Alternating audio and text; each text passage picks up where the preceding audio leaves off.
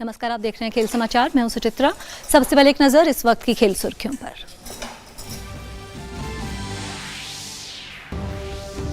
भारत ने 8वीं बार एशियाई कबड्डी चैंपियनशिप का खिताब जीता। कोरिया में आयोजित प्रतियोगिता के फाइनल में ईरान को 42-32 से दी शिकस्त।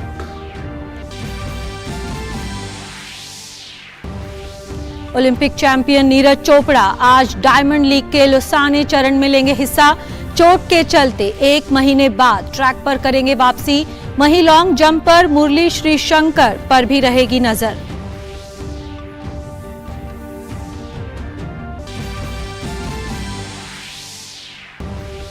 लॉर्ड्स में खेले जा रहे दूसरे एशेज टेस्ट के तीसरे दिन का खेल जारी। ऑस्ट्रेलिया के पहली पारी के 416 रन के जवाब में कड़ी टक्कर दे रही इंग्लैंड को आज बेन स्टोक्स के रूप में लगा शुरुआती झटका।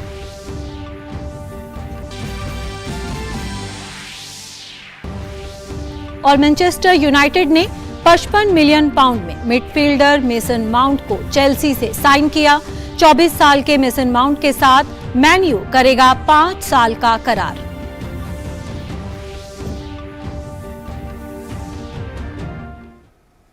खबरें विस्तार से शुरुआत करते हैं कबड्डी के साथ। भारत ने एशियाई कबड्डी चैंपियनशिप का खिताब जीत लिया है। कोरिया में आयोजित हुई प्रतियोगिता के फाइनल में भारत ने ईरान को हराने में सफलता पाई। प्रतियोगिता में अब तक शानदार प्रदर्शन करने वाली भारतीय टीम ने ईरान को एक रोमांचक मुकाबले में 42-32 से हराने में सफलता पाई। टीम इंडिया पूरी प्रतियोगिता में अजेय रही। पहले हाफ में भारत को ईरान से कड़ी टक्कर मिली। हालांकि दूसरे हाफ में टीम इंडिया ज्यादा आक्रामक नजर आई। टीम ने ईरान को ग्रुप दौर में भी हराया था। ये 8वीं बार है जब भारत ने इस प्रतिष्ठित प्रतियोगिता का खिताब जीता है। एशियाई कबड्डी चैंपियनशिप में 6 टीमें भारत, ईरान, जापान, कोरिया, चीनी ताइपे और हांगकांग ने भाग लिया था। भारत ने लीग चरण में सभी 5 मैच जीते और पॉइंट्स टेबल में शीर्ष पर रही। बात करते हैं नीरज चोपड़ा की। ओलंपिक भाला फेंक champion Neeraj Chopra diamond league के लुसाने चरण में आज लगातार दूसरी बार पोडियम पर जगह बनाने की कोशिश में उतरेंगे। करीब 1 महीने बाद ट्रैक पर वापसी कर रहे नीरज चोपड़ा की कोशिश इस प्रतियोगिता में अपना बेहतरीन प्रदर्शन करते हुए शीर्ष स्थान बरकरार रखने की होगी। नीरज ने इस सीजन में सिर्फ दोहा डायमंड लीग में हिस्सा लिया है। दोहा में नीरज ने शानदार शुरुआत की थी और अपने करियर का सर्वश्रेष्ठ 88.67 मीटर का थ्रो फेंका था। उसके बाद से उनकी मांसपेशियों में खिंचाव आ गया था। इसके बाद उन्होंने 4 जून को नीदरलैंड्स के हेंगेलो में आयोजित FBK गेम्स और 10 दिन बाद फिनलैंड में आयोजित पावो नूर्मी खेलों से अपना नाम वापस ले लिया था। हालांकि नीरज के डायमंड लीग अंक में कटौती नहीं हुई क्योंकि रबात, फ्लोरेंस, पेरिस और ओस्लो के इवेंट्स में पुरुषों का जेवलिन थ्रो इवेंट शामिल नहीं था। नीरज चोपड़ा 8 अंक के साथ डायमंड लीग में फिलहाल शीर्ष पर है और मौजूदा डायमंड लीग चैंपियन नीरज को ओलंपिक सिल्वर मेडलिस्ट चेक रिपब्लिक के याकूब वादलेई से कड़ी चुनौती मिलेगी। याकूब ने पावो नूर्वी गेम्स में 89.51 मीटर का थ्रो फेंका था। वे डायमंड लीग पॉइंट्स टेबल में 7 अंक के साथ दूसरे स्थान पर हैं। वहीं 2 बार के वर्ल्ड चैंपियन एंडरसन पीटर्स से भी नीरज को कड़ी टक्कर मिलेगी। पीटर्स ने पिछले साल अपने विश्व खिताब की रक्षा की थी। उनका पर्सनल बेस्ट 93.07 है, जो लीग के मौजूदा थ्रोअर्स में सर्वश्रेष्ठ है। और नीरज का ये जो इवेंट है ये भारतीय समय के अनुसार आज रात 11:30 बजे होगा। और आज रात 2 भारतीय एथलीट डायमंड लीग में कुछ ही मिनट्स के अंतर में हिस्सा लेते दिखाई देंगे। आज रात लुसाने डायमंड लीग में नीरज चोपड़ा के अलावा लॉन्ग जंप पर मुरली श्रीशंकर पर भी सबकी नजर रहेगी। मुरली श्रीशंकर का इवेंट नीरज चोपड़ा के इवेंट से पहले संपन्न होगा। अगर दोनों एथलीट अपनी अपनी स्पर्धा में टॉप 3 में फिनिश कर पाए तो ये पहला मौका होगा जब भारत ये ऐतिहासिक उपलब्धि हासिल करेगा। श्रीशंकर इस सीजन की अपनी दूसरी डायमंड लीग में हिस्सा लेंगे। वे पेरिस में 8.09 मीटर के जंप के साथ तीसरे स्थान पर रहे थे। तो यही उम्मीद करनी चाहिए कि आज ये जो दोनों भारतीय एथलीट डायमंड लीग में उतरेंगे, अपने अपने इवेंट में टॉप 3 में फिनिश करें और भारत खेलों में एक नया इतिहास रचे। और भारत की ओलंपिक पदक विजेता मुक्केबाज एमसी मैरी कॉम को दक्षिण पूर्वी इंग्लैंड के विंडसर में वार्षिक यूके इंडिया अवार्ड्स में global Indian icon of the year award से नवाजा गया। 40 वर्षीय मैरी कॉम को गुरुवार रात आयोजित समारोह में ब्रिटेन में भारतीय उच्चायुक्त विक्रम दोराईस्वामी ने पुरस्कार दिया। मैरी कॉम ने पुरस्कार स्वीकार करते हुए अपनी 20 साल की कड़ी मेहनत और मुक्केबाजी को समर्पित अपने जीवन पर बात की। ये पुरस्कार व्यापार, पेशेवर सेवाओं, सरकार, संस्कृति और सामाजिक प्रभाव में लोगों के उत्कृष्ट योगदान और दोनों देशों के द्विपक्षीय संबंधों को मजबूत करने में उनकी उल्लेखनीय उपलब्धियों के लिए दिए जाते हैं। और बात कर लेते हैं एशेज की। लॉर्ड्स में खेले जा रहे दूसरे एशेज टेस्ट का आज तीसरा दिन है। ताज़ा समाचार मिलने तक इंग्लैंड ने अपनी पहली पारी में 6 विकेट जो है वो गंवा दिए थे। 300 का आंकड़ा इंग्लैंड ने पार कर लिया है। आज इंग्लैंड ने 4 विकेट पर 278 रन से आगे खेलना शुरू किया। कप्तान बेन स्टोक्स 17 रन बनाकर आउट हुए, तो एक बड़ा झटका लगा इंग्लैंड को। इससे पहले कल इंग्लैंड ने ऑस्ट्रेलिया के पहली पारी के 416 रन के जवाब में आक्रामक बल्लेबाजी की थी। जैक क्राउली और डकेट ने इंग्लैंड को अच्छी शुरुआत देते हुए पहले विकेट के लिए 91 रन जोड़े थे। जैक क्राउली ने 48 रन बनाए। ओली पोप के साथ मिलकर डकेट ने तेजी से रन बनाना जारी रखा। पोप 42 रन बनाकर ग्रीन की गेंद पर आउट हुए, वहीं डकेट दुर्भाग्यशाली रहे और शतक से 2 रन से चूक गए। उन्होंने 98 रन बनाए। इससे पहले ऑस्ट्रेलिया ने स्टीवन स्मिथ के शतक की मदद से पहली पारी में 416 रन बनाए थे। स्मिथ ने 110 रन की पारी खेली थी और इस वक्त इंग्लैंड का स्कोर है 7 विकेट के नुकसान पर 312 रन। स्टुअर्ट ब्रॉड 8 और ओली रॉबिन्सन 1 रन बनाकर क्रीज पर हैं। जॉनी बेयरस्टो आउट होने वाले पिछले बल्लेबाज रहे, उन्होंने 16 रन बनाए। ड्यूरेंट कप ट्रॉफियों को आज दिल्ली में वायुसेना प्रमुख air chief marshal V R Chaudhary के साथ थल सेना प्रमुख जनरल मनोज पांडे ने हरी झंडी दिखाकर ट्रॉफी टूर पर रवाना किया। ड्यूरेंट कप का 132वां संस्करण अगस्त में कोलकाता में आयोजित किया जाएगा। एशिया का सबसे पुराना और दुनिया का तीसरा सबसे पुराना फुटबॉल टूर्नामेंट ड्यूरेंट कप भारतीय सशस्त्र बलों द्वारा आयोजित किया जाता है। अगले महीने ट्रॉफी टूर के हिस्से के रूप में 3 ट्रॉफी देश भर की सैर करेंगी। मेगा इवेंट के लिए कोलकाता पहुंचने से पहले शिमला, उधमपुर, जयपुर, मुंबई, पुणे, बेंगलुरु, भुवनेश्वर, कोकराझार, गुवाहाटी और शिलोंग जैसे शहरों पर रुकेगी। विदेशी टीमें 27 वर्ष के अंतराल के बाद इस टूर्नामेंट में भाग ले रही हैं। तीसरे विश्व कप का खिताब जीतने के उद्देश्य से जर्मनी की महिला फुटबॉल टीम ने कड़ा अभ्यास शुरू कर दिया है। महिला विश्व कप का आयोजन 20 जुलाई से ऑस्ट्रेलिया और न्यूजीलैंड में होगा। टीम को पहला मैच 24 जुलाई को मोरक्को के खिलाफ खेलना है। जुलाई में ऑस्ट्रेलिया और न्यूजीलैंड में संयुक्त रूप से महिला फुटबॉल विश्व कप का आयोजन होना है। इस विश्व कप में अब ज्यादा दिन नहीं बचे हैं। ऐसे में सभी टीमों ने अपनी तैयारियों को अंतिम रूप देना शुरू कर दिया है। इसी कड़ी में 2 बार की चैंपियन जर्मनी की टीम भी इन दिनों कड़ा अभ्यास कर रही है। दक्षिण जर्मनी में चल रहे इस अभ्यास शिविर में जर्मनी के सभी खिलाड़ी हिस्सा ले रहे हैं। जर्मनी की कोशिश तीसरी बार विश्व खिताब अपने नाम करने की है। टीम में अनुभवी और युवा खिलाड़ियों का अच्छा तालमेल देखने को मिल रहा है। यूरो 2013 का खिताब जीतने वाली जर्मनी की टीम का हिस्सा रही मिडफील्डर सारा डाब्रिडस का मानना है कि विश्व कप जीतना सभी का सपना होता है। ऐसे में कोई भी खिलाड़ी इसे हासिल करने के लिए पूरा प्रयास करेगा। सारा 2015 और 2019 के विश्व कप में खेलने वाली टीम का भी हिस्सा थी। सबसे बड़ा सपना विश्व कप को जीतने का है। हमें पता है कि इस साल खिताब जीतने के लिए कई प्रबल दावेदार हैं। कई टीमें शानदार फॉर्म में भी हैं। ऐसे में हम अभ्यास के लिए मिले इस मौके को बेकार नहीं जाने देना चाहते। सभी खिलाड़ी कड़ा अभ्यास कर रहे हैं जिससे वो विश्व कप के लिए अच्छी तरह से तैयार हो जाएं। हमारी कोशिश खिताब के साथ घर वापस आने की होगी। जर्मनी की सबसे बड़ी ताकत उनकी एकजुटता है। पिछले यूरो कप में टीम उपविजेता रही थी। फाइनल में टीम को इंग्लैंड के हाथों शिकस्त खानी पड़ी थी।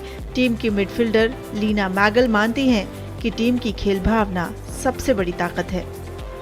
Die größte Stärke von uns ist einfach der Teamgeist, dass wir हमारी सबसे बड़ी ताकत हमारी टीम भावना ही है। हम मैदान के बाहर और विशेषकर मैदान पर एकजुट रहने की कोशिश करते हैं। हम अच्छी फुटबॉल खेलने की कोशिश करते हैं। हमारा डिफेंस भी काफ़ी अच्छा है।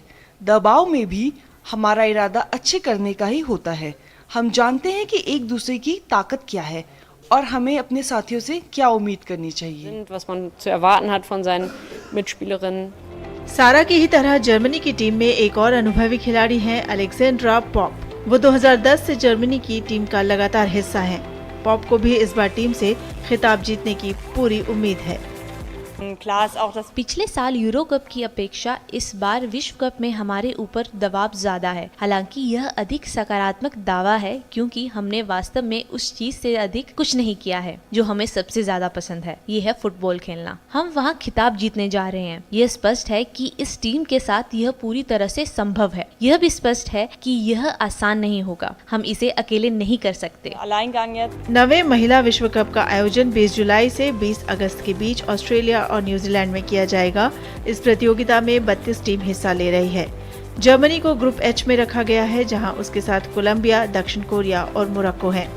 टीम को पहला मैच 24 जुलाई को मोरक्को से खेलना है। Sports desk, DD news. Football के नए सत्र के शुरू होने से पहले खिलाड़ियों का एक क्लब को छोड़कर दूसरे क्लब में जाने का सिलसिला जारी है। इंग्लिश क्लब चेल्सी को छोड़कर जर्मन स्ट्राइकर काई हावर्ट्स ने आर्सेनल के साथ 5 साल का करार कर लिया है। वहीं लेस्टर को छोड़कर मैडिसन ने टॉटनहैम हॉटस्पर्स के साथ करार किया है। दूसरी तरफ सऊदी प्रो लीग में हाई प्रोफाइल खिलाड़ियों के जाने का सिलसिला जारी है। इंग्लिश क्लब चेल्सी को छोड़कर सेनेगल के Edouard Mendy Saudi club Al Ahli के साथ जुड़ गए हैं। आर्सेनल ने जर्मनी के फॉरवर्ड काई हावर्ट्स के साथ एक अनुबंध किया है। हावर्ट्स इंग्लिश क्लब चेल्सी को छोड़कर अगले सत्र में आर्सेनल के लिए खेलते दिखाई देंगे। आर्सेनल के साथ उनका करार 5 साल के लिए हुआ है। इसके तहत वे 2028 तक क्लब के साथ बने रहेंगे। दोनों क्लबों के बीच ये अनुबंध करीब 65 मिलियन पाउंड में तय हुआ है। चेल्सी के लिए 3 साल तक खेलने के बाद हावर्ट्स अब दूसरे क्लब से जुड़े हैं।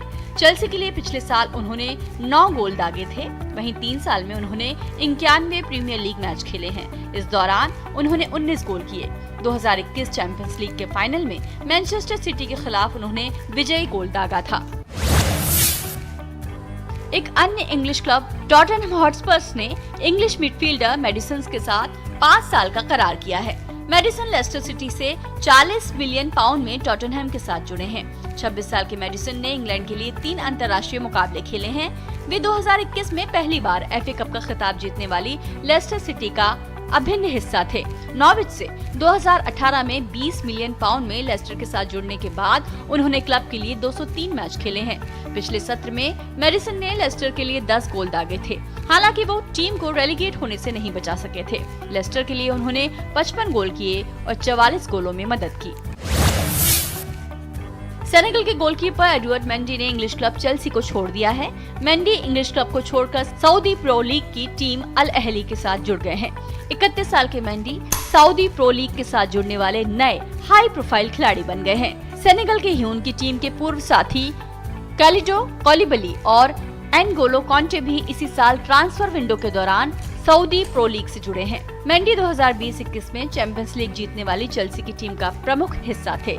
इस साल 105 मैचों में उन्होंने 49 मैचों में कोई गोल नहीं होने दिया है। इसी साल मेंडी को UEFA goalkeeper of the season और 2021 के लिए बेस्ट फीफा मेंस कीपर चुना गया था।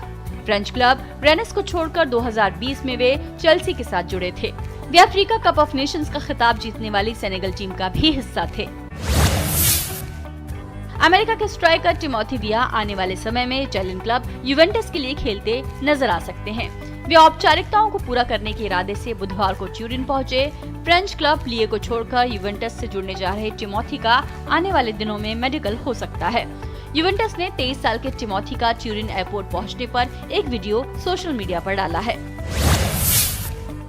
मेजर लीग सॉकर के क्लब इंटर मियामी ने विश्व के सर्वश्रेष्ठ फुटबॉल खिलाड़ियों में से एक लियोनेल मेसी को अपने साथ जोड़ने के बाद एक और बड़े नाम के साथ अनुबंध किया है। इंटर मियामी ने जेरार्डो मार्टिनो को क्लब का नया कोच बनाया है। इसी के साथ मार्टिनो एक बार फिर से अपने ही देश के साथी खिलाड़ी मेसी को कोचिंग देते दिखाई देंगे। 60 साल के मार्टिनो ने 2013 से 2016 तक बार्सिलोना में कोच के पद पर काम किया है। वे पिछले साल मैक्सिको के कोच का पद छोड़ने के बाद कोचिंग में वापस लौट रहे हैं। Sports desk, DD news. Manchester United और चेल्सी के मिडफील्डर मेसन माउंट के बीच अगले 5 साल के लिए करार पर सहमति बन गई है। मैनयू और मेसन के बीच ये करार 55 मिलियन पाउंड में हुआ है। मेसन माउंट इस सप्ताह के अंत में मैनचेस्टर यूनाइटेड के साथ मेडिकल कराएंगे। ये करार जून 2028 तक रहेगा। Manchester United midfielder mason mount को चेल्सी से साइन करने जा रहा है। ये करार 5 साल का होगा। लगातार हुई मोलतोल की वार्ता के बाद चेल्सी ने मैनचेस्टर यूनाइटेड के तीसरे ऑफर को स्वीकार कर लिया है, जिसमें 55 मिलियन पाउंड और 5 मिलियन पाउंड के एड ऑन शामिल हैं। चेल्सी ने मैनयू के पहले ऑफर्स अस्वीकार कर दिए थे। हालांकि दोनों क्लब्स के बीच इस हफ्ते फिर बातचीत शुरू हुई। मैनचेस्टर यूनाइटेड प्रीमियर लीग में तीसरे स्थान पर रही थी और उसने चैंपियंस लीग के अगले सीजन में जगह बना ली है। ऐसे में क्लब के मैनेजर एरिक टेन हैग अपनी टीम को मजबूती देना चाहते हैं। 24 वर्षीय माउंट एरिक टेन हैग की गर्मियों की पहली साइनिंग है। माना जा रहा है कि चेल्सी माउंट को खोना नहीं चाहती थी, लेकिन उनका करार अगले साल समाप्त हो रहा था और नए करार पर सहमति नहीं बन पाई। चेल्सी ने पिछले सीजन में 600 मिलियन पाउंड खर्च किए थे। फाइनेंशियल फेयर प्ले से जुड़ी चिंताओं को देखते हुए चेल्सी को 30 जून से पहले बेचना जरूरी था। 24 वर्षीय मेसन चेल्सी के एकेडमी प्रोडक्ट हैं और 6 साल की उम्र में चेल्सी से जुड़े थे। मेसन माउंट इससे पहले लोन पर विते से अर्नहैम और डर्बी काउंटी भी गए थे। मेसन ने 2017 में डेब्यू किया था, वहीं 2019 में सीनियर डेब्यू किया था। इसके बाद से उन्होंने क्लब के लिए सब प्रतियोगिताओं को मिलाकर 195 मैच में 33 गोल और 37 असिस्ट किए हैं। मेसन ने क्लब को champions league, UEFA super cup और फीफा क्लब वर्ल्ड कप जिताने में मदद की। पिछले सीजन में मेसन माउंट ने 24 लीग गेम खेले। इसमें उन्होंने 3 गोल किए और 2 असिस्ट किए। हालांकि पेल्विक इंजरी के चलते वे सीजन के अंत में मैदान से दूर रहे। चेल्सी लीग में 12वें स्थान पर रही थी, जो 25 साल से ज्यादा समय में उनका सबसे खराब फिनिश था। मेसन माउंट ने इंग्लैंड के लिए 36 मैच खेले हैं। वे 2022 कतर विश्व कप में खेलने वाली गैरेथ साउथगेट की टीम का भी हिस्सा थे। Sports desk, DD news. AS Roma के मैनेजर होजे मोरिनो पर 10 दिन का टच लाइन बैन लगाया गया है। दरअसल मोरिनो ने एएस रोमा और मोन्जा के बीच मई में खेले गए मैच में माइक्रोफोन लगाया था, जिस पर मैच के बाद वे रेफरी के खिलाफ टिप्पणी करते हुए पाए गए। मोरिनो अपनी टीम के सेरिया में सीजन ओपनर में हिस्सा नहीं ले सकेंगे। वहीं रेफरी की आलोचना के लिए उन पर 50,000 यूरो का जुर्माना भी लगाया गया है। इससे पहले मोरिनो पर यूएफा ने रेफरी के खिलाफ अपशब्द का इस्तेमाल करने के लिए 4 यूरोपा लीग मैच का बैन लगाया था। बात करते हैं टेनिस की। नोवाक जोकोविच को सोमवार से शुरू हो रहे साल के तीसरे ग्रैंड स्लैम विंबलडन में खिताब का प्रबल दावेदार माना जा रहा है। विंबलडन के शुरू होने से पहले जोकोविच ने लंदन में अमेरिका के फ्रांसिस टियाफो के साथ एक प्रदर्शनी मैच खेला। इस मैच को जोकोविच ने तीसरे सेट के टाई ब्रेक में 6-3, 3-6, 1-0 से जीता। सोमवार से शुरू हो रहे विंबलडन से पहले नोवाक जोकोविच ने लंदन के हर्लिंगम क्लब में अमेरिका के फ्रांसिस टियाफो के साथ एक प्रदर्शनी मैच खेला। जोकोविच ने ये मैच तीसरे सेट के टाई ब्रेक में 6-3, 3-6, 1-0 से जीता। 36 साल के जोकोविच इस समय अपने करियर का सर्वश्रेष्ठ टेनिस खेल रहे हैं। विंबलडन में जोकोविच की नजर अपना 24वां ग्रैंड स्लैम जीतने पर रहेगी। जोकोविच ने फ्रेंच ओपन जीतकर अपना 23वां ग्रैंड स्लैम जीता था और सबसे अधिक ग्रैंड स्लैम जीतने वाले पुरुष टेनिस खिलाड़ी बने थे। खिताब के रास्ते में उन्होंने अपने युवा प्रतिद्वंदियों कार्लोस अल्कराज को सेमीफाइनल में और कैस्पर रड को फाइनल में मात दी थी। जोकोविच मौजूदा विंबलडन चैंपियन हैं और अब वे ग्रैंड स्लैम की सूची में चोटग्रस्त राफेल नडाल को पीछे छोड़ चुके हैं। नडाल बाकी सीजन में नहीं खेल पाएंगे। पिछले साल के उप विजेता निक किर्गियोस फिटनेस से जूझ रहे हैं और दुनिया के नंबर 1 टेनिस खिलाड़ी अल्कराज को घास पर खेलने का ज्यादा अनुभव नहीं है। ऐसे में जोकोविच को एक बार फिर खिताब का प्रबल दावेदार माना जा रहा है। पिछले 4 संस्करण में जोकोविच ने ऑल इंग्लैंड क्लब में जीत दर्ज की है। अब उनके पास रोजर फेडरर के रिकॉर्ड 8 विंबलडन खिताब की बराबरी करने का मौका है। वहीं विंबलडन जीतकर वे कैलेंडर ग्रैंड स्लैम पूरा करने की ओर एक कदम बढ़ा लेंगे। वे 2021 में कैलेंडर स्लैम पूरा करने से चूक गए थे, जब उन्हें फाइनल में डेनिल मेदवेदेव के खिलाफ हार का सामना करना पड़ा था। Sports desk, DD news. एक अनोखी पहल के तहत सर्फिंग और साइंस के तालमेल के साथ महासागरों के अनदेखे हिस्से का पता लगाया जा रहा है। आइए आपको दिखाते हैं कि कैसे दुनिया के अलग अलग हिस्सों से आए कुछ सर्फर्स और साइंटिस्ट एक मेगा लैब में एक साथ काम कर रहे हैं और दुनिया की रीफ्स को संरक्षित करने का रास्ता खोज रहे हैं।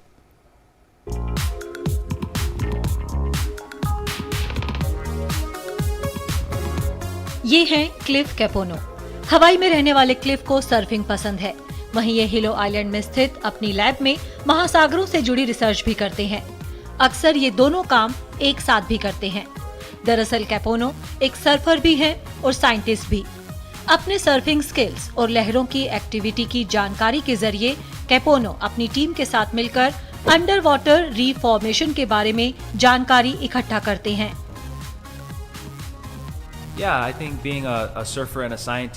मेरे ख्याल से एक सर्फर और एक साइंटिस्ट एक साथ होने का मतलब है इस दुनिया की सर्वश्रेष्ठ लहरों पर सर्फिंग करने की कोशिश करना, वहीं कुछ समय निकालकर ये भी पता लगाना कि हम इन लहरों की रक्षा कैसे कर सकते हैं। यूनिवर्सिटी ऑफ हवाई के मुताबिक दुनिया के महासागरों का 80% हिस्सा अभी तक अज्ञात और अनदेखा है। कैपोनो एरिजोना यूनिवर्सिटी के school of ocean futures faculty के साथ असिस्टेंट प्रोफेसर हैं।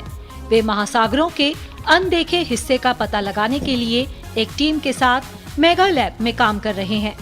साइंटिस्ट की ये टीम धरती के प्रीमियर सर्फ ब्रेक्स का 3D मैप तैयार कर रही है, जिससे दुनिया के रीफ्स की बेहतर तरीके से सुरक्षा की जा सके। इस प्रोजेक्ट की खास बात यह है कि ये दुनिया भर के साइंटिस्ट्स और ऐसे एथलीट्स साथ मिलकर काम करते हैं जो स्किल्ड सर्फर्स हैं। कोरल हेल्थ और रीफ फॉर्मेशन की स्टडी के जरिए लहरों के आकार और रफ्तार पर उनके प्रभाव का पता लगाया जाता है। मेगा लैब में हमने अपने अलग तरीके निकाले हैं, जिनमें हम सामान्य कैमरे लेकर पानी के नीचे जाते हैं और कुछ तस्वीरें लेकर आते हैं। कुछ कोड के जरिए हम 3D मॉडल्स बनाते हैं। इस सूचना का उपयोग हम रीफ की सुरक्षा और भविष्य सुनिश्चित करने के लिए करते हैं। अपनी स्थापना के बाद से नॉन प्रॉफिट मेगा लैब ने 112 साइंटिफिक पेपर पब्लिश किए हैं, 43 रिसर्च ट्रिप आयोजित की हैं और 12 देशों में 1000 रीफ का सर्वेक्षण किया है। इन वैज्ञानिकों का मानना है कि संरक्षण का सबसे अच्छा रास्ता है कि लोग ज्यादा से ज्यादा बाहर निकलें, प्रकृति से जुड़ें और अपने पर्यावरण में रुचि दिखाएं। कैपोनो अपना काफी वक्त अलग अलग जगह घूमने में बिताते हैं। अब उनका अगला पड़ाव ताहिती है, जहां वे लोकप्रिय तिहुपू लहरों पर रिसर्च करेंगे।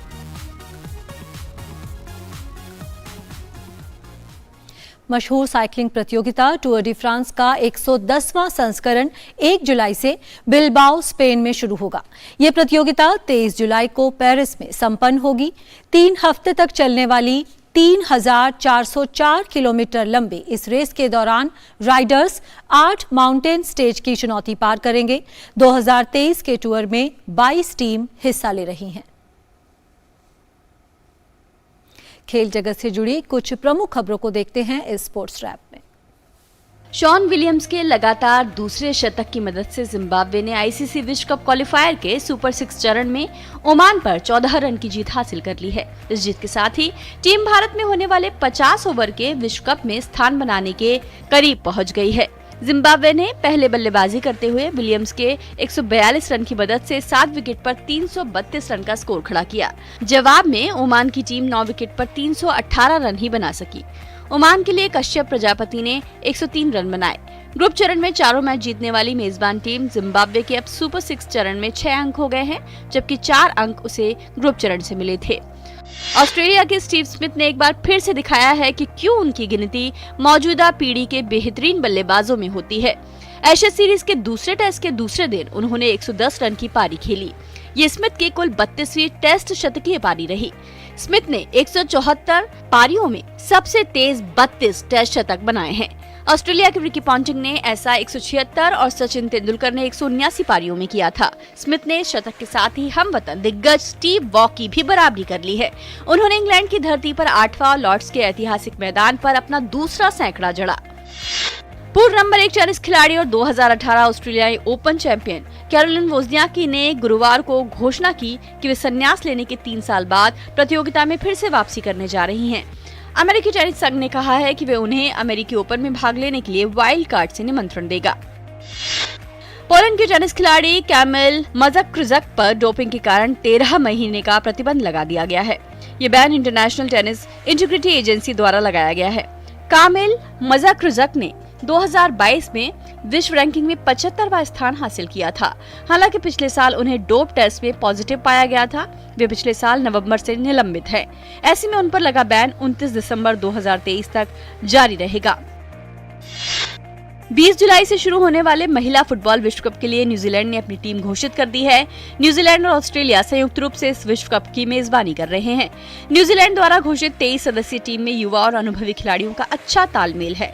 विश्व कप के लिए चुने गए खिलाड़ियों को एक समारोह में पूर्व खिलाड़ियों द्वारा जर्सी दी गई। टीम को पहला मुकाबला 20 जुलाई को 1995 के विजेता नॉर्वे के साथ खेलना है।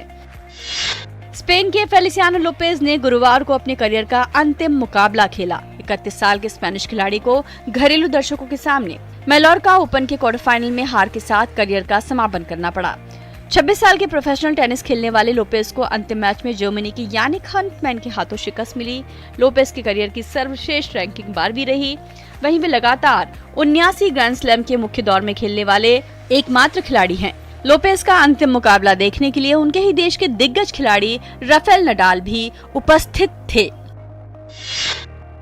फ्रांस के मिडफील्डर एनगोलो कांटे भले ही सऊदी प्रो लीग में खेलने जा रहे हों, लेकिन उनका यूरोपियन फुटबॉल से लगाव बरकरार है। कांटे बेल्जियम फुटबॉल के तीसरे डिवीजन क्लब को खरीदने के लिए राजी हो गए हैं। कांटे ने बेल्जियम के क्लब RE विटन को खरीदने का फैसला किया है। क्लब ने एक प्रेस रिलीज जारी करते हुए कहा कि चेल्सी और लेस्टर सिटी के इस पूर्व खिलाड़ी कांटे को 1 जुलाई से क्लब का मालिकाना हक मिल जाएगा। कांटे ने कितनी धनराशि में ये क्लब खरीदा है, इसकी जानकारी अभी सार्वजनिक नहीं की गई है। उन्होंने कुछ समय पहले ही चेल्सी को छोड़कर सऊदी क्लब अल इत्तिहाद के साथ करार किया है। नोएडा में रहने वाले 13 साल के अहर्षि कुमार ने मलेशिया में आयोजित 22वें मीलो इंटरनेशनल कराटे चैंपियनशिप में कांस्य पदक जीत लिया है। इस प्रतियोगिता का आयोजन मलेशिया के युवा मामलों और मानव संसाधन मंत्रालय द्वारा हुआ था। अहर्षि ने पुरुषों के व्यक्तिगत कुमाइट के 50 किलोग्राम भार वर्ग में कांस्य पदक हासिल किया। Sports desk DD news. तो खेल समाचार में फिलहाल इतना ही। हमारी पूरी टीम को दीजिए इजाजत। नमस्कार।